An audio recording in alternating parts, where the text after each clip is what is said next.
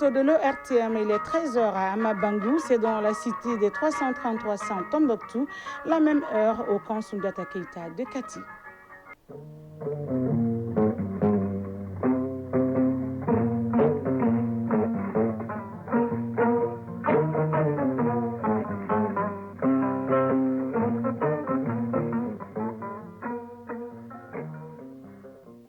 Le journal. Aïssata Saliou Maïga. Mesdames et messieurs, bonjour et merci d'être au rendez-vous des infos. L'affaire dite achat de l'avion présidentiel et d'équipement militaire est en cours au compte de la session spéciale de la Cour d'appel de Bamako. Il est reproché aux accusés les faits d'atteinte aux biens publics, corruption, trafic d'influence et favoritisme. Les détails à suivre dès le début de cette édition. À Tombouctou, le directeur de cabinet du gouverneur s'est rendu au confort Cheikh Sidi Bekay après l'attaque qui a visé quelques points stratégiques de la ville, notamment l'aéroport et les camps militaires. L'objectif de la visite est de galvaniser les troupes afin de neutraliser les ennemis du Mali. Dans la page au sport, on parlera de la 25e journée du championnat national professionnel de Ligue 1 qui donne le ton ce mardi. Il sera également question du match amical international qui opposera ce jeudi les Aigles du Mali aux Léopards de la RD Congo dans le cadre de la fenêtre FIFA. Dans la chronique initiative citoyenne de ce mardi, Ousmane Daou nous amène à la découverte de l'association Ma Commune et Moi. Cette association milite pour la protection de l'environnement, la lutte contre la fraude en milieu scolaire et la scolarisation des filles. Mesdames et messieurs, une fois de plus, bonjour et merci de votre constante fidélité au programme de l'ERTM.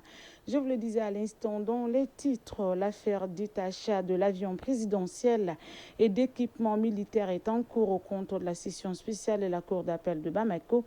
L'affaire implique plusieurs personnes, parmi lesquelles Boaré Fili Sissoko, ancien ministre de l'économie et des finances. Il est reproché aux accusés les faits d'atteinte aux biens publics, corruption, trafic d'influence et favoritisme. Écoutons Amadoun Dibalobo Guindo, procureur général après la Cour d'appel de Bamako, au micro de Garibou Pérou. Le message concerne le procès en cours que tout le monde connaît, le procès de l'avion présidentiel et des équipements militaires. Les accusés sont Mme Philippe Boiré, Mahamadou Kamara et d'autres officiers supérieurs. Comme vous le savez, Mahamadou Kamara et Mme Boiré Fili ont bénéficié d'une mise en liberté sous caution. Kamara s'est acquitté de sa caution, il est sorti. Mais elle a refusé de payer sa caution et elle a défendu quiconque de payer à sa place. Donc que les gens comprennent que ce n'est pas la justice qui a refusé de la mettre en liberté, c'est elle qui a refusé de payer la caution pour sortir. Ensuite, quand nous avons appris qu'elle était malade, elle était à Bolé, le procureur général de la Cour suprême, le directeur national de l'administration pénitentiaire et moi-même, nous nous sommes rendus à Bolé Femmes. On lui a rendu visite et on lui a proposé l'hospitalisation. Dans un premier temps, elle n'a pas voulu. Donc nous, on a quitté.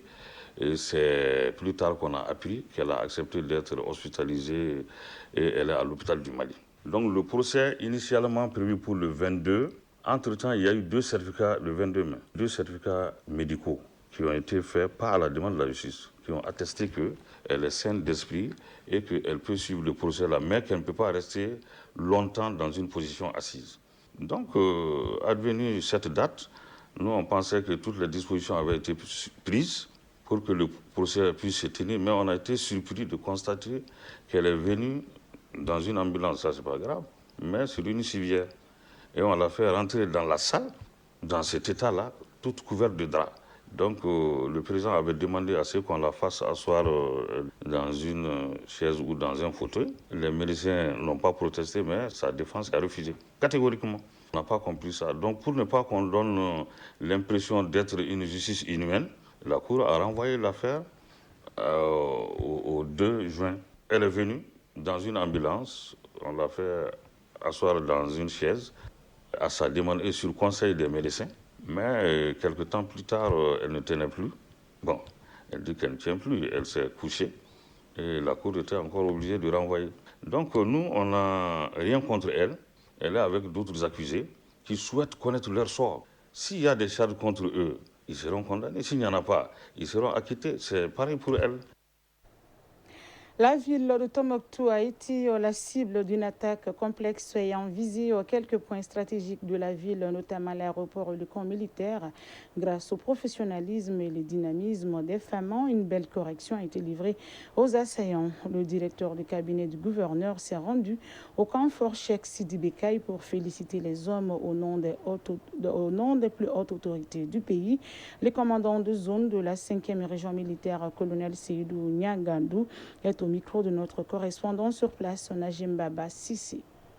La ville de Tombouctou a fait l'objet d'une attaque complexe menée par les terroristes du JNIM. Cette attaque a visé d'abord l'aéroport de Tombouctou avec des tirs d'obus, d'ailleurs qui n'ont pas fait d'effet, et aussi une infiltration à l'intérieur du camp Fort Cheikh Sidi Bekay.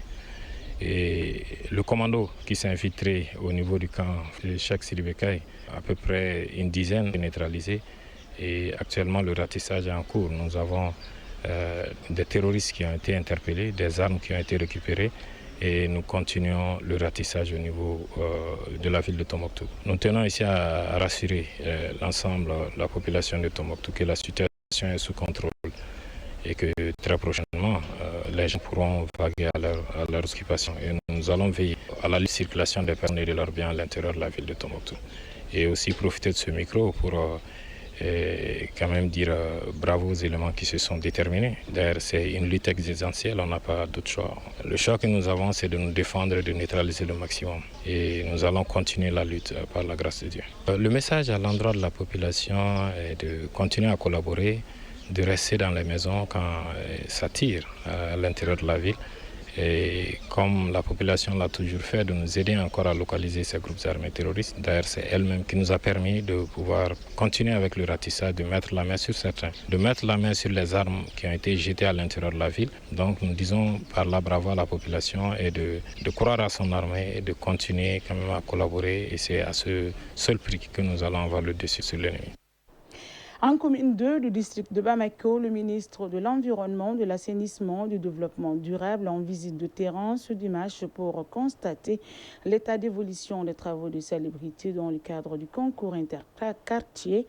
Il ressort que les travaux avancent à grands pas, mais beaucoup reste à faire encore. Salif Ouidrago pour les détails. Cette visite du ministre à Badagui en commune 2 vise à s'enquérir de l'état d'avancement des travaux. Madame Doumbia Mariam Tangara, ministre de l'Environnement, de l'Assainissement et du Développement durable. Je suis venue quand même trouver qu'il y a la population qui est vraiment engagée par rapport aux questions de salubrité. Ça veut dire qu'ils se préoccupent de leur cadre de vie également. C'est une initiative du département, mais c'est pour les engager à adopter des actions éco-citoyennes par rapport à leur environnement, par rapport à leur cadre de vie. Assainir son environnement, c'est vraiment bien pour eux. Non seulement ça permet de lutter contre les maladies, également ça permet de maintenir un cadre de vie idéal. Les autorités communales se félicitent des avancées notables enregistrées au cours de ce concours. Souleymane Satri Sidibé, premier vice-président de la délégation spéciale de la commune 2. La commune est mobilisée à travers l'ensemble des 13 quartiers au chevet des 4 quartiers retenus pour le concours pour assainir. Mais ce concours va au-delà d'un simple concours. Les populations se sont engagées pour faire en sorte que la sensibilisation environnementale continue. Les autorités communales de la commune 2 du district de Bamako entendent tout mettre en œuvre pour remporter ce concours. Fidèle à cette tradition, l'ONG humanitaire islamique Relief a lancé à son siège au 6 d'Alayassi son opération Tabaski en faveur des couches vulnérables, notamment les veuves et les orphelins. Ils seront plus de 430 000 personnes à recevoir des viandes de 5 113 bœufs grâce au soutien des ONG partenaires de Islamique Relief. Daouda Kouni pour les détails. La communauté musulmane du Mali se prépare à célébrer la fête de Tabaski ou la fête du mouton. Pour la présente, l'ONG Islamique Relief a mobilisé un peu plus d'1,45 milliard de francs CFA pour financer l'achat de 5 113 bœufs qui seront distribués à plus de 71 000 ménages à Bamako et dans les régions où intervient l'ONG. Le but est de permettre aux personnes nécessiteuses de fêter dans la joie. Sambou Kamara, directeur pays islamique Relief. À travers cette action, nous réaffirmons notre engagement profond à faire vivre les valeurs d'entraide, de justice sociale et de compassion en nous tenant aux côtés des plus vulnérables en cette période sacrée. Ramata Tangara, bénéficiaire. L'entraide, c'est ce que l'islam recommande. L'ONG islamique Relief ne peut qu'être fière d'elle-même. La présente donation s'inscrit dans la dynamique de solidarité et répond aussi aux axes stratégiques du ministère des Affaires religieuses, du culte et des coutumes, Mamadou Issa Koulibaly, chef de cabinet du ministre des Affaires religieuses, du culte et des coutumes. L'État malien apprécie et soutient pleinement cette initiative. Nous réaffirmons notre engagement à renforcer notre collaboration avec Islamic Relief Mali dans les domaines de la solidarité nationale, de la protection sociale, de la résilience communautaire et de la lutte contre la pauvreté. À noter que cette opération se poursuivra le jour de la fête. La vulgarisation du guide pratique d'élaboration du PDSEC, le plan de développement socio-économique communal, est au centre d'une session de 2 jours à Bamako. Elle est initiée par le Conseil national de la société civile et vise à renforcer les capacités des acteurs de la société civile. Les participants sont venus des régions du Mali et du district de Bamako. Batraoré. Le Conseil national de la société civile à l'école pour une meilleure maîtrise du processus d'élaboration du PDSEC, plan de développement socio-économique communal. Ce document, qui constitue un outil essentiel de planification et de mise en œuvre du développement au niveau local, doit faire l'objet d'une vulgarisation en vue de sa maîtrise parfaite par la société civile. Hamidou Traoré, secrétaire général adjoint du Conseil national de la société civile. Le contrôle citoyen est devenu un acte constitutionnel. Pour faire ce contrôle au niveau communal, au niveau de la base, nous avons besoin que nos membres s'approprient non seulement le PDSEC, de l'élaboration, mais aussi jusqu'à la mise en œuvre. La session vise à renforcer les capacités des participants sur les étapes clés et l'approche méthodologique du guide pratique d'élaboration des PDSEC. Autre thème au centre des échanges, rôle et responsabilité des différents acteurs dans le processus d'élaboration et de mise en œuvre des PDSEC. Modibo Omar Koulibaly, participant. Ça va mettre un terme au pilotage à vue. Donc c'est pourquoi il faut qu'il y ait des outils performants, de mettre en œuvre ensemble ce développement et ça permettra à la société civile de mieux surveiller, de mieux coacher, de mieux évaluer. Hamidou Traoré, secrétaire général adjoint du Conseil national de la société civile. La lutte contre la corruption ne doit pas être un vain mot. Et pour le faire simplement, il faudrait que les communautés qui payent leurs impôts, les communautés qui participent au développement communal, soient imprégnées des réalités et ce qui se passe au niveau local. Et pour ce faire, il faudrait forcément les outiller dans l'outil de travail. La session regroupe les membres des 5 organisations qui forment le consortium du Conseil national de la société civile. Quelques mots de l'actualité hors de nos frontières à présent. Au Tchad, l'ex-premier ministre Succès Masra a été entendu aujourd'hui sur le fond pour la première fois depuis son arrestation le 17 mai dernier à N'Djamena. Selon ses avocats, il est accusé d'avoir incité au massacre de 42 éleveurs par des cultivateurs le 14 mai dernier dans sa région natale, une accusation rejetée par son parti et sa défense qui dénonce des poursuites à caractère politique. Au Nigeria, le bilan des inondations dans l'État du Niger s'alourdit. Plus de 200 personnes ont perdu la vie selon les autorités locales. Des centaines de personnes sont toujours portées disparues. Les recherches pour trouver d'autres corps se poursuivent. À l'heure actuelle, personne ne peut donner un bilan exact. En Guinée-Bissau, le colonel Victor Nchongwa et 2 autres militaires ont été condamnés hier pour 8 ans de prison ferme. 36 soldats ont été acquittés pour faute de preuves. Ils sont accusés de désobéissance et de séquestration contre 2 ministres pour détournement de fonds publics. En décembre 2023, l'affaire avait provoqué des affrontements meurtriers entre la garde nationale et les bataillons présidentiels et la dissolution du Parlement. La défense de Nchongwa a annoncé un recours contre cette décision. En Sierra Leone, le Premier ministre du Sénégal, Ousmane Sonko, est arrivé aujourd'hui pour une visite officielle de 2 jours. Cette mission s'inscrit dans une dynamique de coopération régionale portée par le nouveau gouvernement sénégalais. À Freetown, M. Sonko doit rencontrer le président sierra-léonais Julius Maada Bio. Les discussions porteront sur plusieurs axes de collaboration, notamment dans les domaines du commerce, de la sécurité, du développement économique et de l'intégration sous-régionale. Aux États-Unis, le suspect de l'attaque au cocktail Molotov contre un rassemblement pour les otages israéliens détenus par le Hamas a été inculpé de crimes de haine et risque la prison à perpétuité. Hier, les autorités du Colorado, où a eu lieu cette attaque, ont donné plus de détails sur cette affaire. 24 heures après son arrestation, Mohamed Sabri Soliman est passé devant le juge en tout et pour tout 2 minutes. Une première audience de routine pour lui notifier les charges qui pèsent contre lui.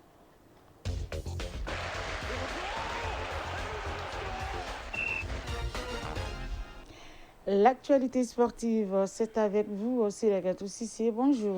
Bonjour, Aïsta Saloumega. Championnat national de basket de première division, le CRBT a remporté les titres devant les Stades Malien de Bamako pour la première fois de l'histoire. Oui, victoire 50-47 lors de la 5e journée de la phase play-off. Le centre de référence de basket de Tombouctou, CRBT, détrône le Stade Malien de Bamako. Cette consécration est sensationnelle. C'est la première fois qu'une équipe régionale bouscule la hiérarchie au sommet du basket malien en championnat. Chez les dames, le titre est revenu au Stade Malien de Bamako, surclassant le Djoliba à ses 3 victoires à 0 dans cette phase play-off. La saison 2024-2025 du championnat national de basket de première division s'achève ainsi en beauté. Tous les regards sont désormais tournés vers les matchs de la Coupe du Mali. Championnat national professionnel de Ligue 1, la 25e journée donne le ton ce mardi. C'est l'avant-dernière journée. 5 matchs au programme en simultané. À 16h30 au stade Mamadou Konaté, Étoile du Mandé, 14e 18 points, AS Police 11e 27 points. À la même heure au stade Salif Keita Domingo de Kati, Djoliba à ses 2e 48 points, FC Diara 13e 19 points. Toujours à 16h30, mais au stade Vincent Koulibaly, Isfas 4e 38 points, ASCO 12e 24 points. Maintenant à 18h15, 2 matchs en simultané. Union sportive de Bougouba 10e 29 points, Union sportive de Bougouni 8e 30 points moins 8 et AFE 7e 30 points plus 2, ASRL 5e 35 points. Enfin en clôture mercredi de cette 25e et avant-dernière journée, Stade Malien de Bamako, Binga FC et 11 créateurs de Niarela, AS Bakarian de Barameli. Match amical international, les Aigles du Mali seront opposés ce jeudi aux Léopards de la RD Congo dans le cadre de la fenêtre FIFA. Ce match amical aura lieu à Orléans en France. La RD Congo et le Mali sont 2 vieilles connaissances. Les 23 joueurs convoqués par le sélectionneur Thompson Fit ont tous répondu à l'appel. Alors c'est face à face Léopard et Aigle, même aux allures amicales, promet du spectacle ce jeudi à partir de 18h temps universel. Merci pour toutes ces informations sportives. C'est Lagatou Sissé. Initiative citoyenne. Le développement par nous-mêmes. La chronique initiative citoyenne de ce mardi s'intéresse à l'association Ma Commune et Moi, jeune association créée en 2017.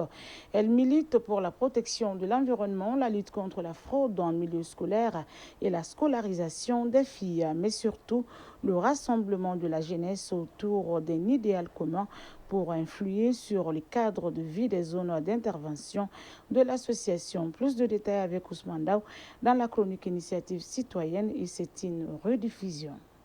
Souciés du bien-être de leur environnement et de leur cadre de vie, certains jeunes de la Fiabougou se sont donné la main pour mettre en place une association dénommée Ma Commune et Moi. De sa création en 2017 à nos jours, elle essaie avec ses maigres moyens de mener des activités pour la préservation de l'environnement et sur l'éducation. Bassirou Abdoulaye Sall, président de l'association Ma Commune et Moi. Le reboisement des plantes au niveau de la commune du Mandé, des sensibilisations sur les fraudes dans le milieu scolaire, la scolarisation de la jeune fille. On le fait conjointement avec la mairie et le CAP de la Fiabrou, en plus du centre des examens et concours du Mali. Lors des examens, on fait des sensibilisations par rapport aux fraudes qui se passent en milieu scolaire. Au-delà, ma commune et moi a regroupé les jeunes autour du sport pour faire passer le message de paix, de réconciliation avec des panels pour sensibiliser davantage sur les maux qui minent la jeunesse. Les Jeux Olympiques de la commune 4 est un sport vecteur de paix et de cohésion sociale. C'est une première au Mali qui a regroupé plusieurs disciplines telles que l'athlétisme, le karaté, le lever de poids, le basket, le football, l'handball, l'hippisme, le moutarde, tout d'une même cause. Et on a eu à animer des panels qui fraudent en milieu scolaire, le droit de la femme et de l'enfance. C'était toujours pour regrouper plus de jeunes et pour les conscientiser plus davantage. L'association Ma Commune et moi a des perspectives d'évolution. On a des projets à long terme et ça puisse s'étendre au niveau de tout le Mali. C'est un peu comme le Mali est confronté à des crises multidimensionnelles ces derniers temps. Donc nous avons jugé nécessaire vraiment de notre pierre à l'édifice national. Et nous comptons sur d'autres partenaires pour l'édition future. En attendant, l'association Ma Commune et moi compte maintenir le cap tout en multipliant les initiatives à l'endroit de la jeunesse pour un cadre de vie meilleur. Point final à cette édition qui vous a été présentée par Aïssata Salumeya. Sa mise en onde a été assurée par Fousseini Sissoko et Absé Traoré. Mise en ligne Badji Touré. Réalisation Draman Sanogo et Kumba Sissago. Merci d'avoir été des nôtres et à très vite sur les antennes de l'ERTM pour d'autres informations encore plus poignantes d'ici et d'ailleurs. D'ici là, prenez bien soin de vous et des autres. Dans quelques instants, Kani Keita et Adam Koulibaly seront là pour les avis et communiqués divers.